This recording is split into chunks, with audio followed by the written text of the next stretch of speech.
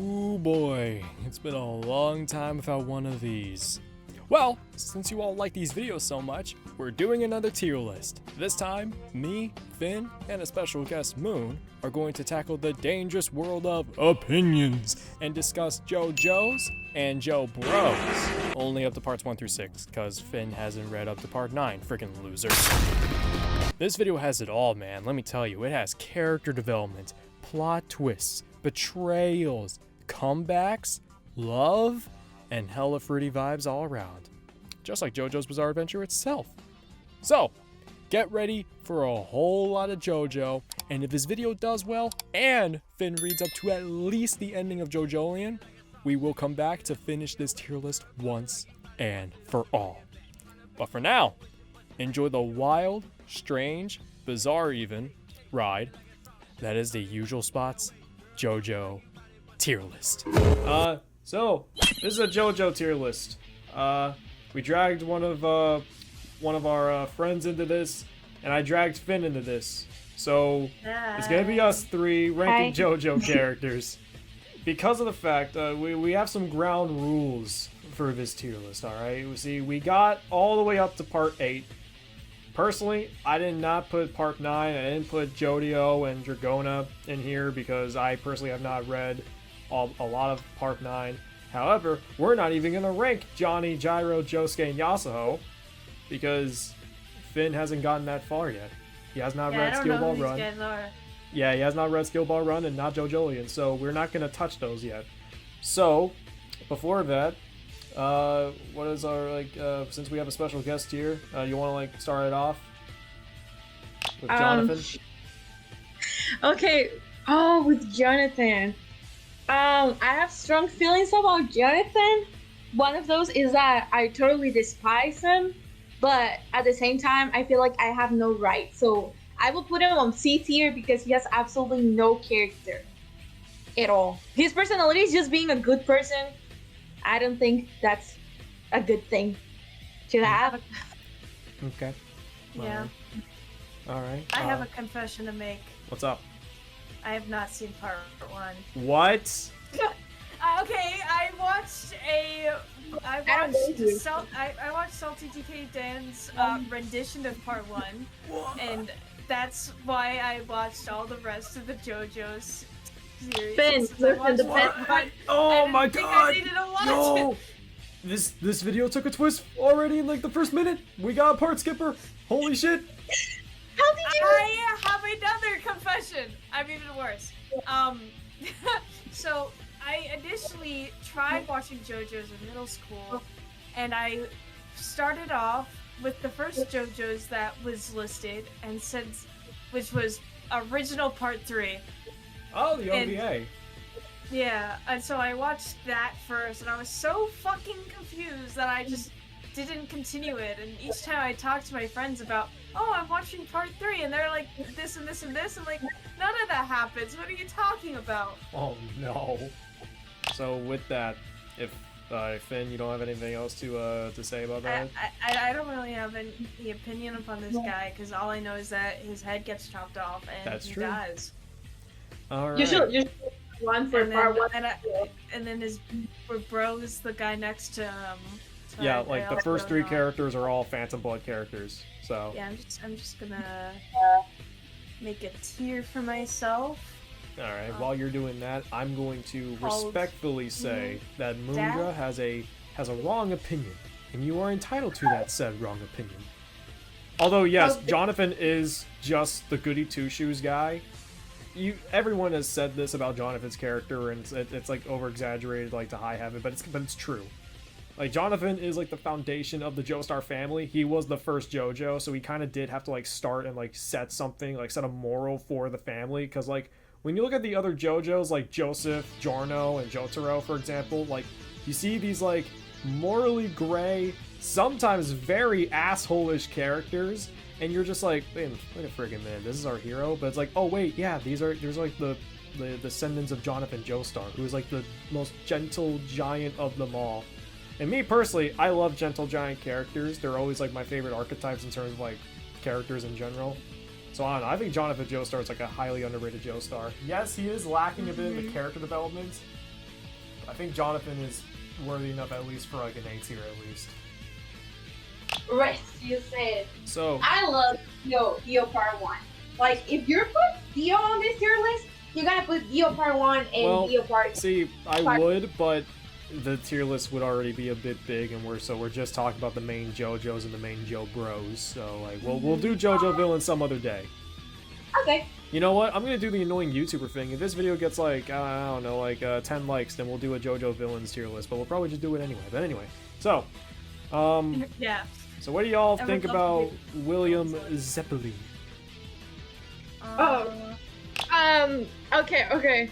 I don't want to look like I'm giving you the reason. I don't want to be the one to be like, yeah, you were right, but you know, this year he does absolutely nothing. He's just a mentor in the leagues. When he dies, it was like, why?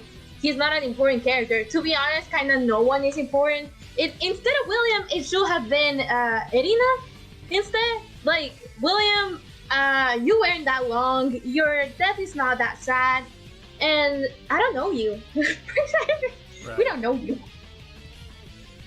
I don't know. Again, William is kind of lacking in like the real like character development, but like I still feel like he has like enough for like how little we see of him. He does fit the whole mentor role, and of course he finishes that by dying. That's like the whole Zeppeli curse type deal. And also, William's outfit's just dapper as hell. Like he has like some of the best, like he has like one of the best like character designs, especially like in like early JoJo's where they were still like super Fist of the North Star muscular men type deal. So like he has like one of the sickest fits in the series, so much so that like fucking Speedwagon just steals his hat for like after his death. I feel like for furthering Jonathan's character and for showing us Hamon, which is a really cool power. Stan's dwarf Hamon, but I still love Hamon. Technically speaking, the spin dwarfs Hamon too, but that's for another day. That's for another video.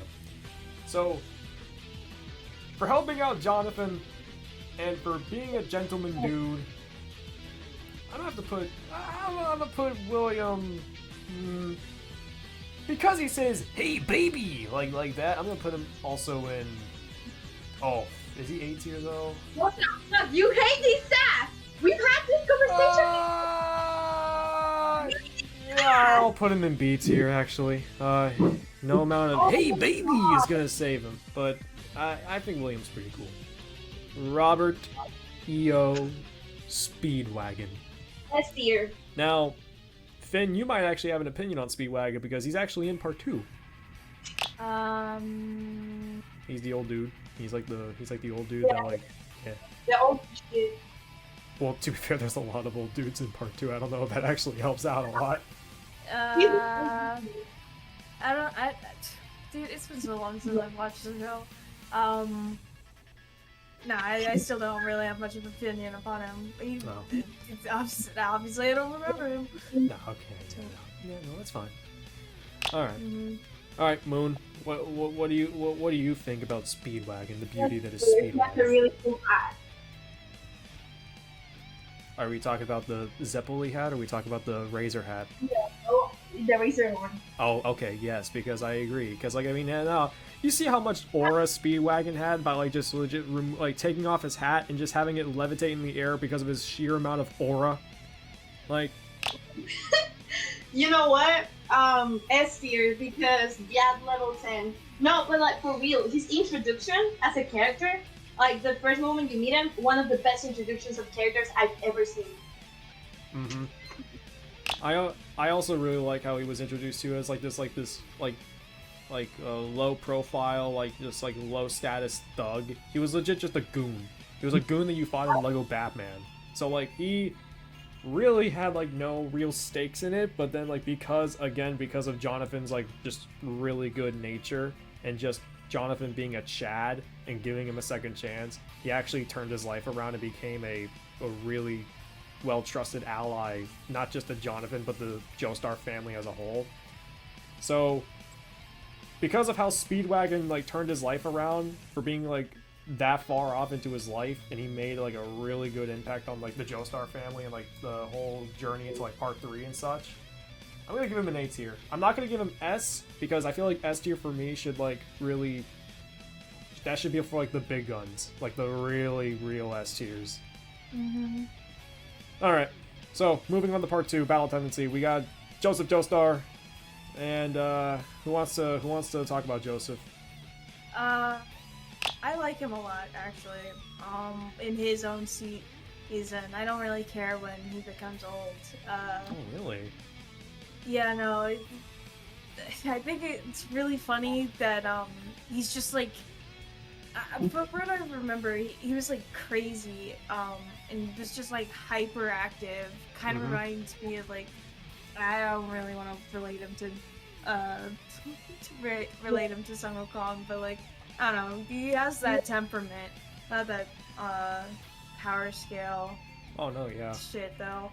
Oh, no, yeah, no. I actually agree with the whole Sun Wukong thing, though, because, like, Joseph and Sun both have, like, one thing in common where it's, like, they know they can kick absolute ass. Like, they talk so much shit, but the thing is, they can actually prove it. Joseph, to me, was a huge step up from Jonathan, but not because Jonathan was a boring character. I feel that again, it just shows like how the Joestar family just works, because a character like Joseph, who is seen to be a cheat, be an asshole, be brutal. I mean, he tied up a man to a cactus and left him to die. Granted, the guy jumped him first, so you could say that was self-defense, but again, to tie someone up to a cactus and leave him to die in the desert, like, dude, that's raw. Like, that is some raw shit right there. It's the nasty sunburn, that's what it is. Oh my god, yeah, oh my god. So, Joseph, and also, not to mention, Joseph brought a Tommy gun into a freaking, like, cafe, and then, like, blew, like, fucking straight so to smithereens. I like Joseph. Joseph is the love of my life. He was my favorite JoJo. I feel personally betrayed and threatened by the fact that he cheated on his wife. That was totally unnecessary. What a way to ruin a good character. That's literally the biggest thing that like drives Joseph down. He would be S tier if he wasn't a cheating scumbag. And like many people could say, oh no, he got drunk. Like he got drunk and he just like no. He went to Japan to party. He's always been like an asshole. I remember like I don't remember what exactly he said, but like it was one of the beginning episodes. And he's like saving a lady or something, and then I don't know, he said something really weird, and I was like, "Whoa, you can't say that." Yeah. That's all I remember. Regardless, because of Joseph cheating on Suzy Q, is he going like over speed? You know what? I'll put him over Speedwagon because I do kind of prefer Jonathan over Joseph just a tad bit. I put him in A tier. I don't know, he made an impression on me. I don't care for him in the later seasons. Again, when he gets old. Not the funny, oh my god, man. But I'm not gonna put him down to be because of him later on. Oh yeah, because like him for his season. Oh yeah, because now we get to a really good character to an absolute fucking mistake. That is Caesar Zeppeli. Oh my god, yeah, I'm already putting this motherfucker in D tier. Yeah, actually, you know what? Hold on a freaking second. Hold on. Add a row below. You know what? No, I knew you were gonna do this. Make that. I don't remember much about him. I just remember the whole like ink noodles things. That was him, right? Yes. Yeah, that was him. Yeah, I remember that and the way that he died, and I remember laughing my ass off when he died. Literally, because it was like so Caesar. fucking funny. Literally. Just getting crushed by the fucking cross, and then it's like light pouring in, and then it's JoJo being like, "No, Caesar." No, but like, nah. You wanna know what the thing of it is, right? Caesar could have walked out of there. Actually, no, wait, no, not even walked out of there. He could have walked a little bit over to the left, and he would have been fine. Yeah. No, You did a JoJo pose and you would have dodged it. Very true, exactly. My whole thing with Caesar, I'm gonna get this out of the way real quick. My whole thing with Caesar is this, right? Caesar is opened up to be this overly confident, slimy, like, just, like, ladies man, right? He is fucking slimy. Like, this motherfucker, like, plays with people's emotions a lot, alright? So, which is cool. We have a morally gray protagonist and a morally gray side character. Like, it's perfectly fine. Like, that's actually great for these two characters. The only issue is that Joseph is the one that actually improves as a person and actually grows as a character and has his own name for himself. Caesar. And funny. Yeah, exactly, yeah. And Caesar is legit just the pissed off sidekick throughout the entirety of part 2. Like, he goes from, like, being a dick to being he ever really becomes his, like, friend at all. Yeah, like, he goes from being a dick to being a semi-dick with a heart of gold, back to being a dick. And that's what makes his death, like, super, like, that's what makes his death more funny. Because think about it. Joseph was like, Caesar, we can't rush the enemy's base, dude. We're like, those are gods. We are going to get annihilated. He's like, you disrespected my father, my family, Joseph. I'm like, dude, and then Joseph's like, dude, I don't even know why you're yelling at me. And guess what? Caesar fucking died because he raided the godlike beings' base of operations. Gee, I wonder why that happened. So, yeah, I don't know. Caesar fucking blows. Like, he's essentially just a stagnant character and a waste of the Zeppeli legacy. And from what we got with William, huge downgrade. And I'm telling you, the bubbles could have been cool, but JoJolian does it better. I'm just gonna add to that I like him. He is hot, he's girly pop, he's cute. He will have loved Britney Spears. Caesar, Rick. Alright, y'all. It's time to move on to part 3. Now, for part 3, I couldn't decide who was more of the Joe bro for Jotaro. It was either Kakyoin or Polnareff, so I just added both. So just to make sure that every party was happy. So does anybody want to rant on Jotaro real quick? I want to rant about Jotaro. I fucking hate Jotaro. He never. Okay. All right, we'll keep it short and simple. Okay. He's a fucking emotional abuser asshole. That's it. Short and simple. Oh shit, that's it? Okay. I don't care for him that much, but like he's fine. He's like just a moody teen, and granted he doesn't like really speak much, and we're supposed to have like this emotional connection with him or whatever, but like that never really happens. So it's just like, but like I don't know. I don't mind him at all. I like his design. I like his weird hat hair. Oh yeah, classic. I don't care for Kakyoin whatsoever. Same. I don't care. Either. I'll get I'll get to Kakyoin like later, because like me with Jotaro, I think me with Jotaro is that he's a lot better in parts 4 and 6, but that's not a good sign when his main part 3 is kind of bland. Like, and we're not judging him upon like him in the future. We're judging him upon this season. Yeah, like if I wanted to like add like future Jotaros, I would have had both part 4 and 6 Jotaro in this tier list, but I just wanted to focus on him as a main JoJo. And granted, the character development that Jotaro gets, like I said, in the future is great, but in the actual part itself of Stardust Crusaders, I'm gonna be real. It's partially why Stardust Crusaders is the worst JoJo part in my opinion, because Stardust Crusaders is like the most stagnant part.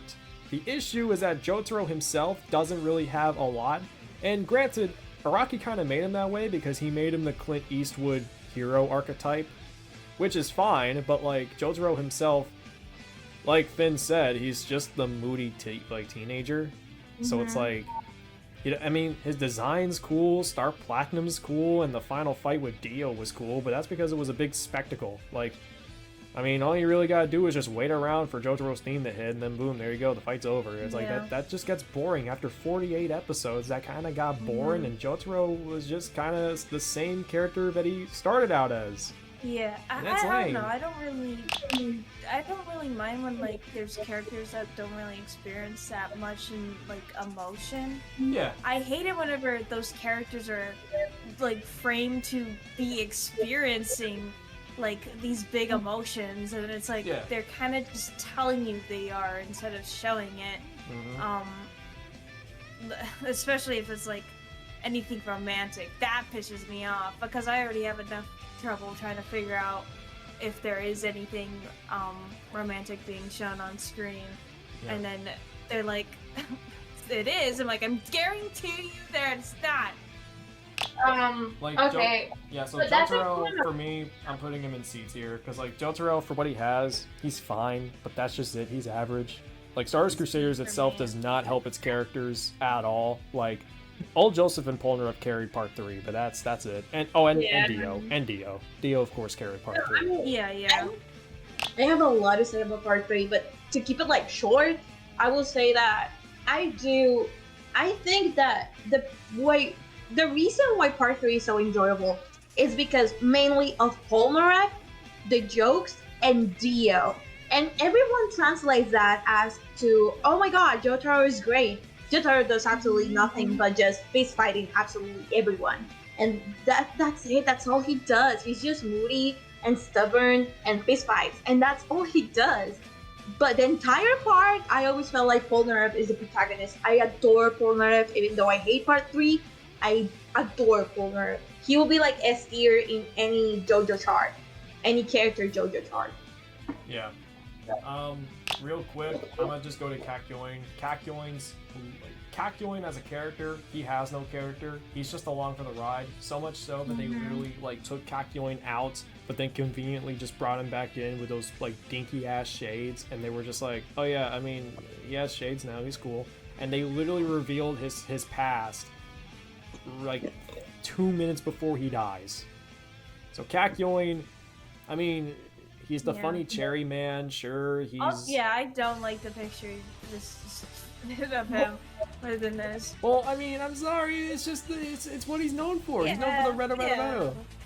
And I think with Polnareff, right? Polnareff was like, you know, like Moon said, Polnareff was like the true MVP and the true main character of Star Wars Crusaders because he went through the most depth. Like, he went through the most development. Like, he started off as like this very arrogant, egotistical, like, swordsman, and then he turned into like this absolutely selfless hero who like got over his past. Not fully, but he got over it in the moment that like drove him to like make all these like dumbass decisions and stuff. And where it's like he made like, you know, a lot of like sacrifices to be here, and he ended up being like one of the like 3 surviving Crusaders. So Polnareff goes through so much, and I love Polnareff. And like, I know we're not counting all of his future appearances. Oh, what's up? I don't care for him. Yeah. I always thought he was annoying. I still have to put Polnareff in S tier because I still love that man. We love, and also Silver Chariot, top tier stand. Love that stand. Yeah, it's a pretty good stand. Okay, so we're halfway through, guys. We're halfway through this one. Make that right now, Steven. Put it on screen. Skibbity Kakyoin. Yeah. I don't want it. He will be Put that like, man's head inside a toilet now! I don't want. Again, same thing. I didn't know if I was just gonna put Okuyasu or Koichi, so I knew I was gonna have Okuyasu. I didn't know if Koichi really counted or not, but I just decided to put him in here because they do make up the trio. So. So, what are y'all's thoughts on Josuke? My favorite. I tier. like. And Part tier. 4 is my favorite part. Hey, here we go. Everyone loves fucking. I don't trust people who don't love Josuke. Like, if they are like, oh, I fucking hate Josuke, I'm like, okay, I don't trust you. You had fun. I can't tell Anybody- you how scared I was for that fucking turtle at the very beginning of the show. I was like, don't die, don't die, don't die, please don't die. Oh yeah, like that scene, like in general, just showed like a whole lot of like Josuke's character, and like I think Josuke is like one of like the best JoJo's in the series. He's like at least top 3 for me, I think. Yeah. Cause like, I don't know, Josuke, for starters, his design is like one of the best. Like, he was based directly off of Prince. And I mean, if you're based off of Prince, then you're already good. You're legendary, even. But like, and of course, Crazy Diamond is an amazing stand, like top tier stand. Like, love the design, love the stand rush, love the freaking, love like its main ability with like restoration. Like Josuke just being a delinquent, yet he still has like this huge heart for everybody, especially for like his friends, family, like the entire town of Morio, where like he actively pursues like the killer after like Shigechi dies and such. And also just Josuke is just a vibe. Like, it's like what Araki said. Araki designed Josuke to be more like a friend, because Jotaro was like a hero that you looked up to, but Josuke was like a guy that you just go outside and be like, oh hey, that's the guy I hang out with on Saturdays. He's really cool. So I think with that, I think I'm also putting Josuke in S tier. I'm gonna put them both pulling the rough. I love Josuke. Y'all got anything to say about Josuke? I want to talk about his stand. My favorite stand, for starters, my favorite stand I think is Soft and Wet. That's my favorite. However, Josuke's stand, I like it a lot because I think it's the most useful one, even when you're not fighting. And every time I say this on TikTok, like I remember someone asked me like which one for me was like the most useful stand, and I said like they didn't ask the most powerful, they said useful, and I said Josuke. And they fucking hated my ass.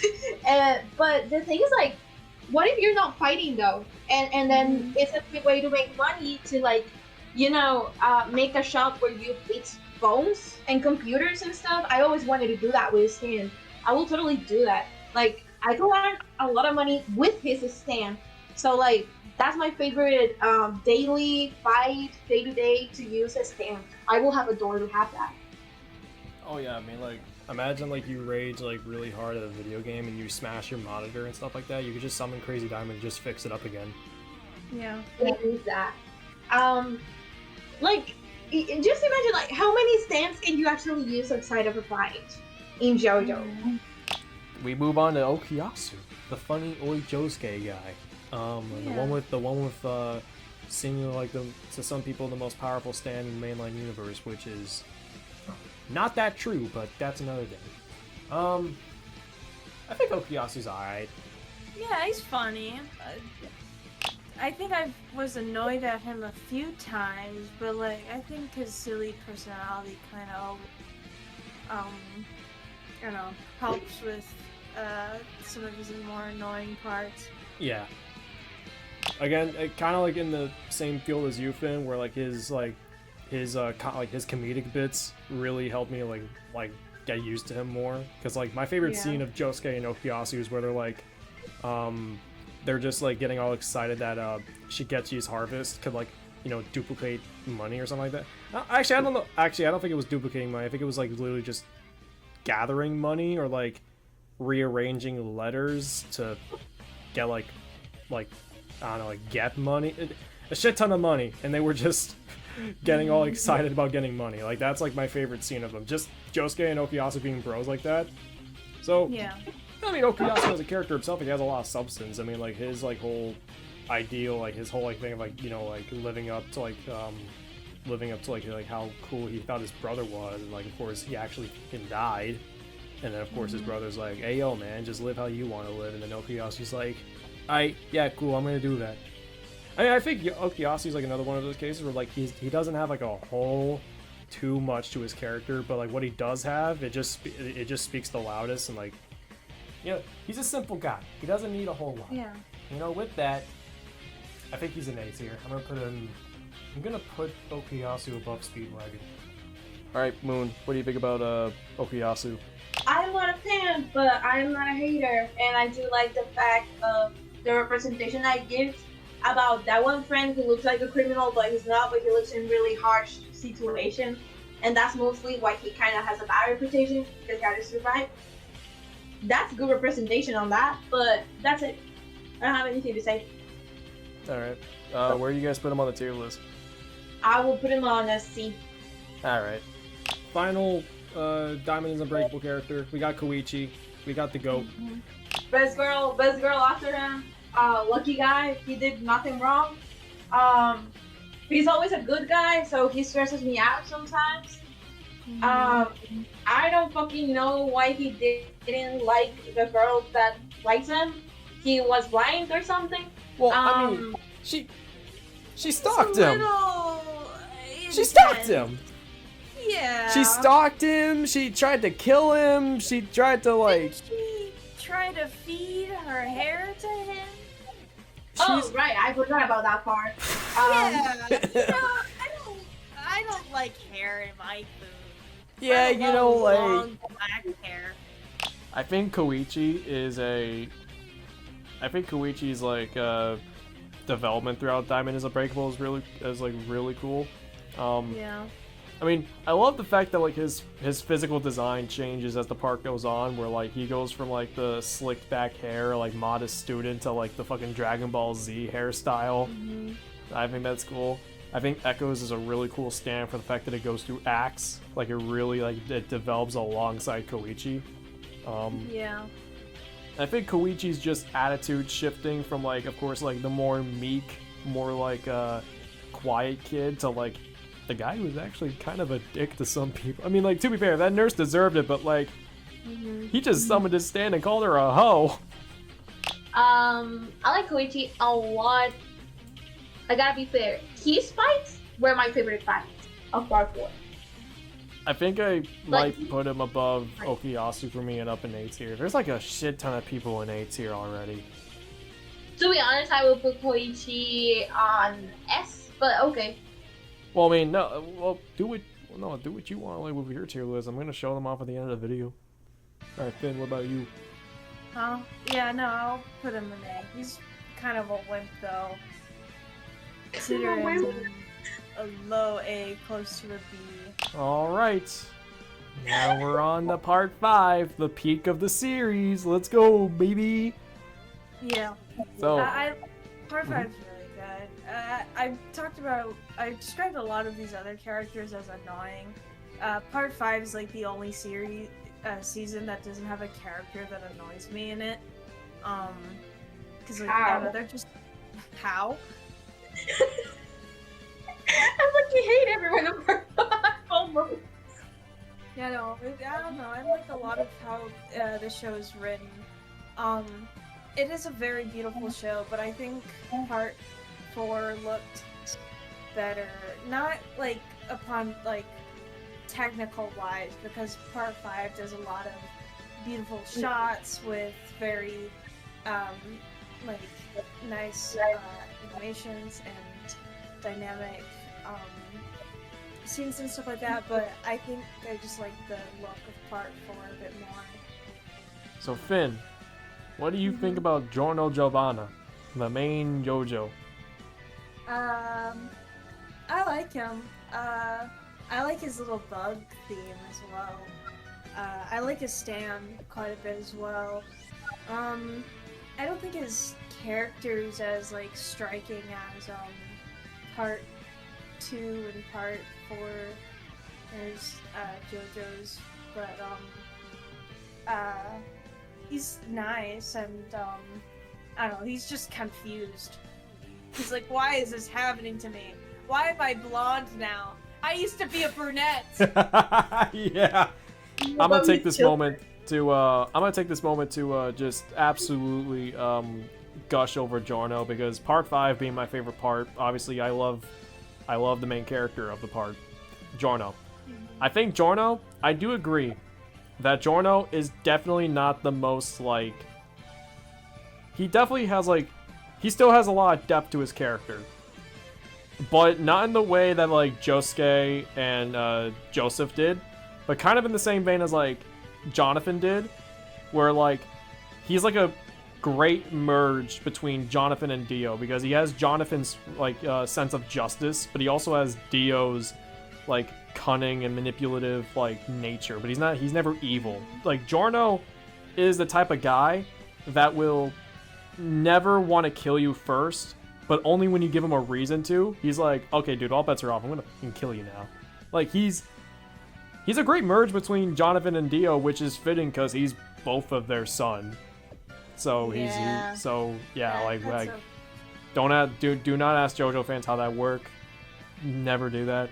But like with Giorno though, another thing that I liked about part 5, this is like just like how I perceived like part 5. Giorno kind of went on this journey of like what it really meant to get to his dream, because he always said it throughout the entire part. I, Giorno Giovanna, have a dream. And at the very beginning, he sounded like a naive kid who really had no idea what the hell he was doing, and everybody called him out for it. Bruno, Abacchio, everybody. So, of course, throughout the journey, people died. Abacchio died, Narancia died, a lot of people died.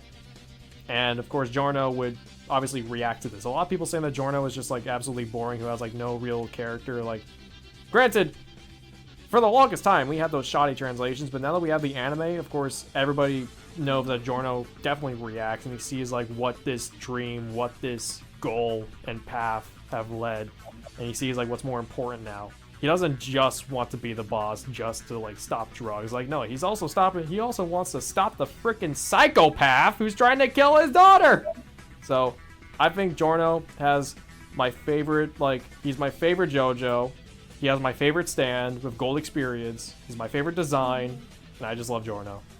Like, I wish I had his haircut in real life. I don't know if I can. We've had 45-minute conversations just about Giorno before. But like, you already know how I feel about Giorno and that I fucking despise him. But I want to be more specific at the fact that it's not that I don't like Giorno. I just don't like what he represents. I like Abakio because he's the only one that actually tells Giorno, your dream is fucking stupid, you should shut the fuck up and leave. No, I mean, not in the... Giorno should have had consequences for his actions because he never has those. And to be honest, he was never too friendly with absolutely anyone to be like, oh no, Naranja, shut the fuck up. You never care about Naranja. Like, you know? Well, like, with that in mind, I think to like start speeding up the process, we're just gonna now we can move on to Bruno Bucciolati. Now, this is the best Joe, bro. Bruno is the best. He has one of the best stands with sticky fingers. Or better yet, Zipper Man. His style... Sticky Fingers is such a bad fucking name. Hey!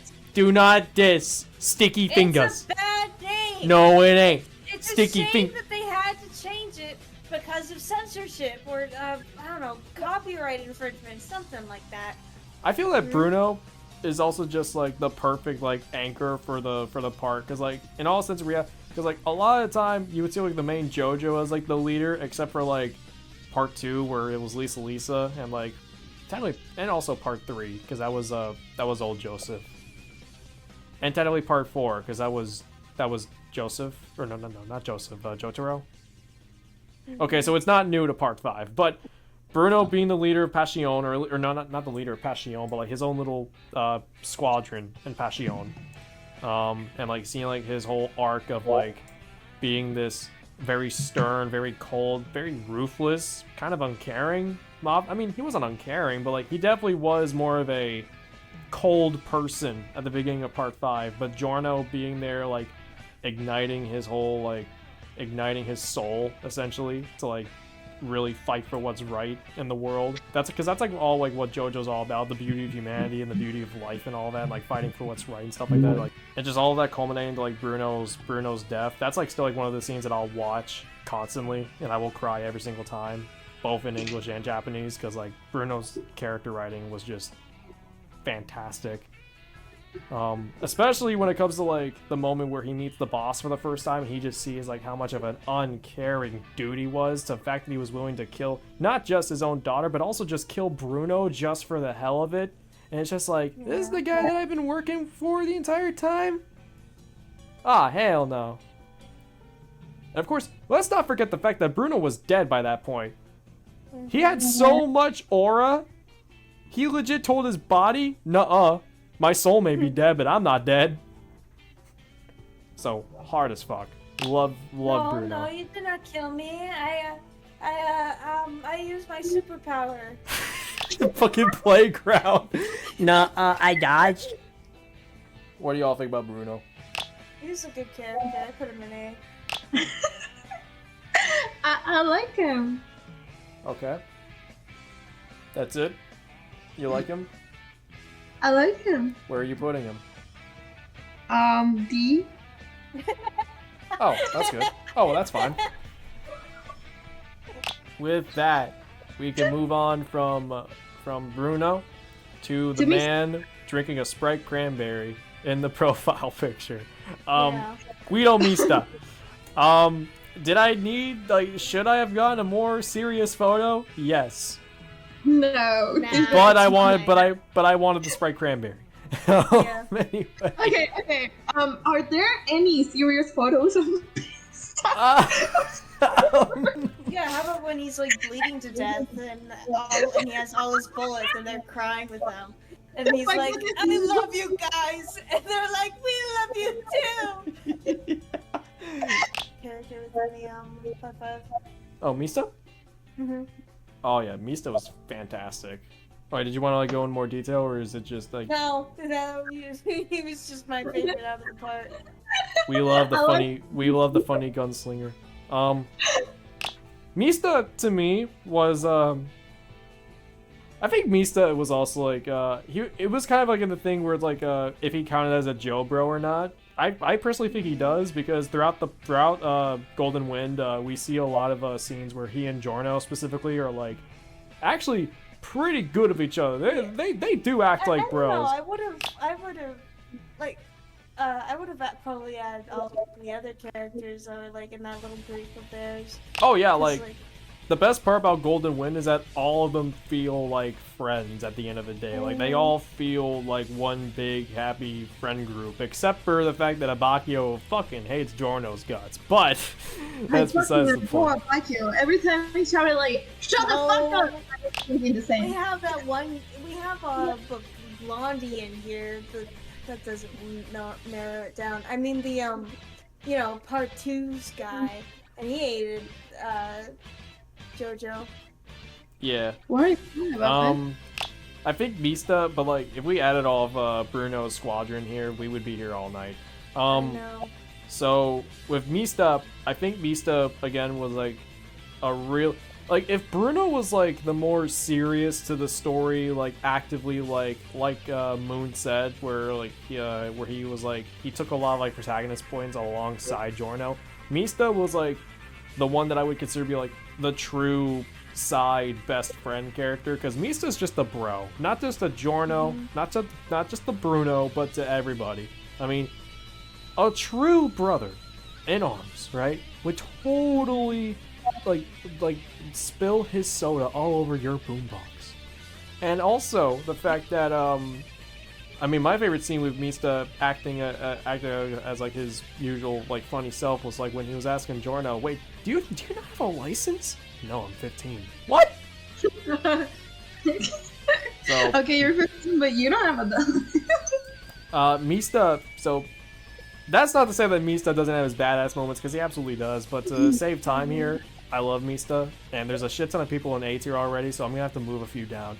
So I'm gonna put him. I'm actually gonna put him above. I'm actually gonna put him at the top of A tier, and I'm gonna move.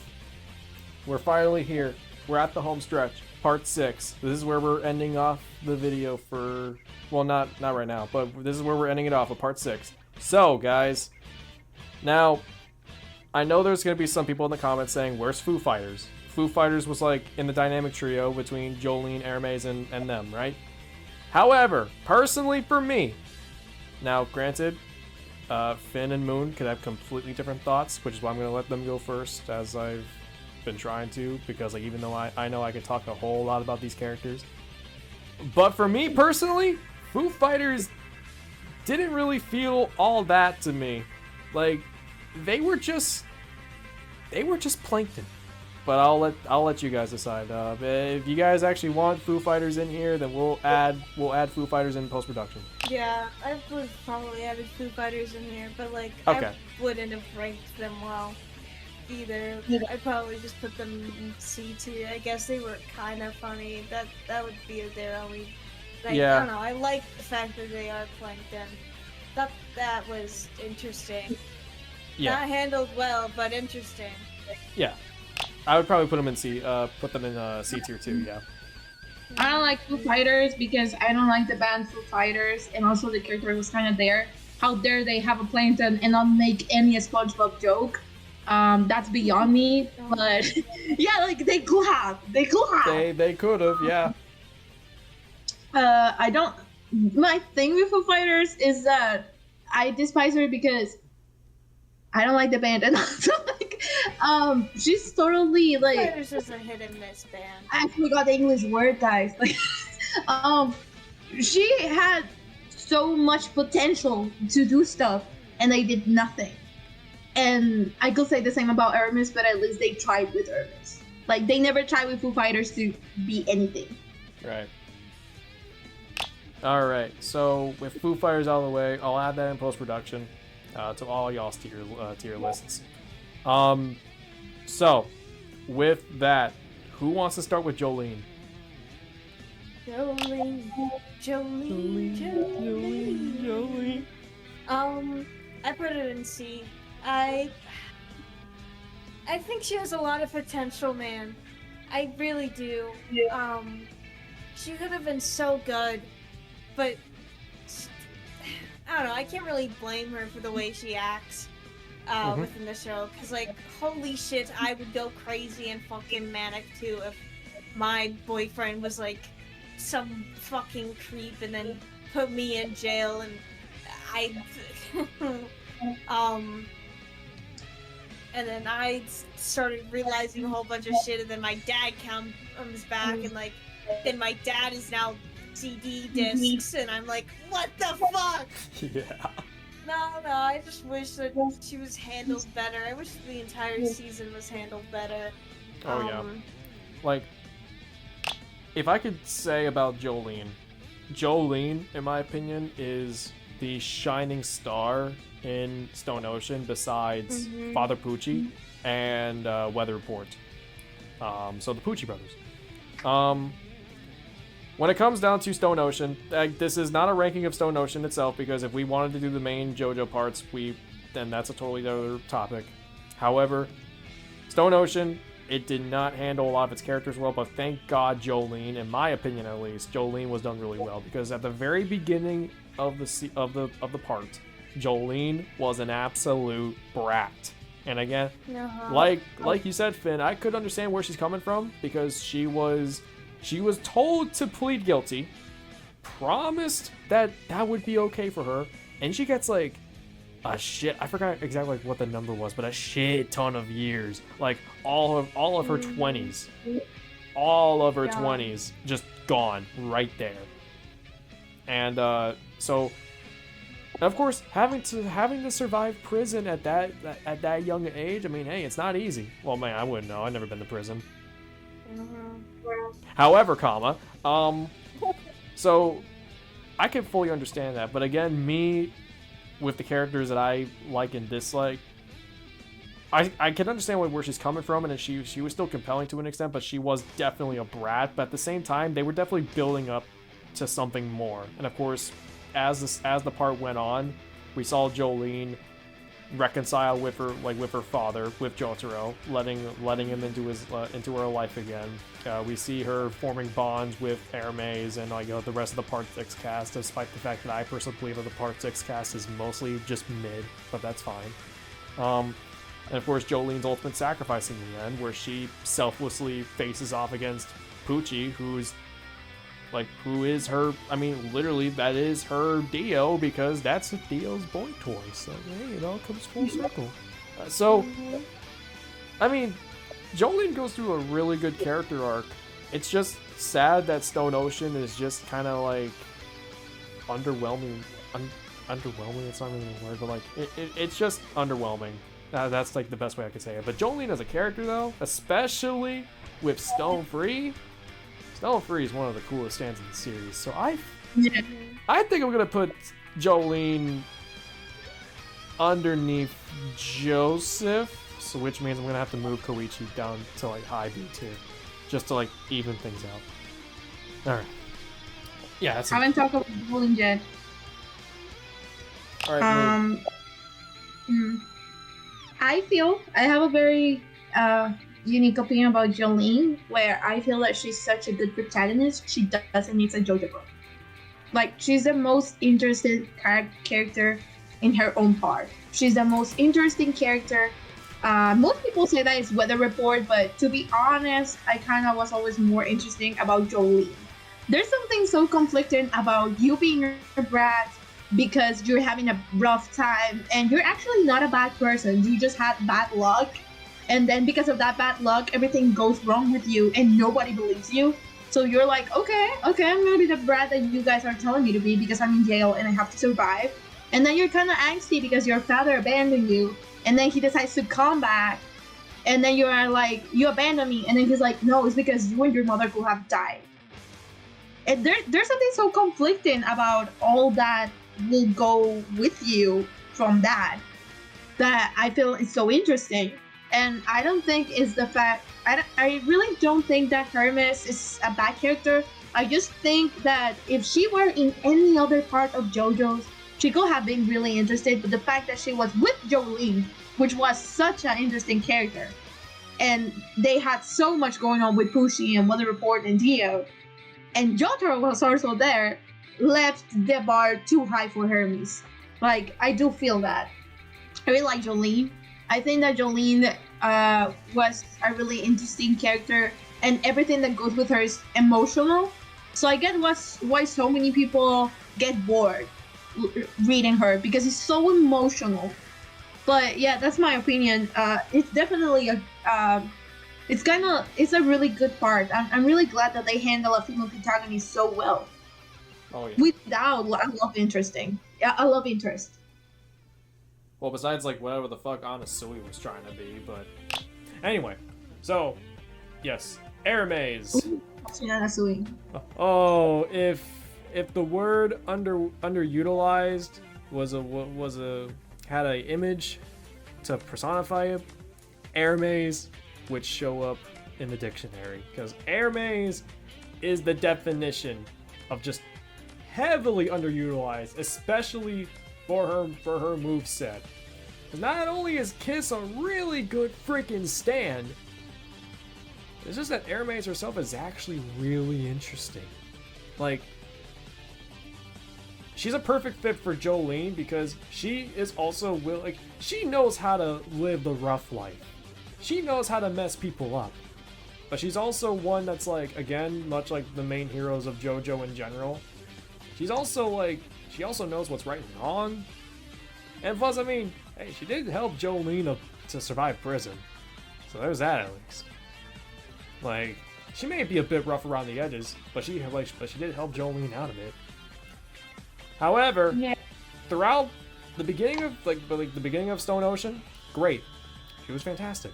You know, she was just building up to be like the supporting, like the right-hand woman, the second in command, the head honcho, especially with Kiss, a stand that can duplicate stuff with stickers and make it 10 times more powerful. Like, dude, sign me up. Why is it that they turn her into a pincushion? Throughout the entirety of throughout the rest of Stone Ocean, she's literally just the pincushion where the enemy stand user just tests their ability out on Hermes. And she's really not that utilized unless it was just that. And like, me personally, I figure Rocky just didn't really write Hermes all that well, because like, again, she's always just the person that loses, and that always just kind of like, I don't know, she could have been cool. She definitely could have been above Jotaro, but for me, I'm just going to put her below Jotaro and C's here, because she could have had way more. Yeah, she's you cool, know though. what? My favorite Hermes fight or moment was against Highway to Hell. I like that moment. I like that fight. I liked it a lot, because how do you go against it? Like, there were so many times where I was like, okay, Hermes lost again, but at the same time, I myself don't know how we'll get out of that situation. But, anyways, moving on. There's no moving on. There's only death after this. Yep. There's I see over there. I see my boy over there. So, oh yeah, so you guys don't have anything else to say about Stone Ocean? Hermes? Anything? Nothing? No, I don't really care for anybody else except for Jolene within Stone Ocean. Hell yeah. Alright, well, that's parts 1 through 6. Let us know in the comments if our opinions are right or wrong, and we will tell you why they're right anyway. So, Yeah. like I said, if this video fucking reaches 10 likes, I guess, then we'll do the villains or something like that. I don't know. We're probably gonna do it anyway. I have no idea. Anyway, I'd like to thank Finn for agreeing to be in the video after dragging him against his will. I asked for this. Yep, that's true. And I also want to thank Moon for joining along too. And I also for this. Yep. All right. You're the one being dragged. Exactly. Yeah. Well. Yeah. Yeah, I am.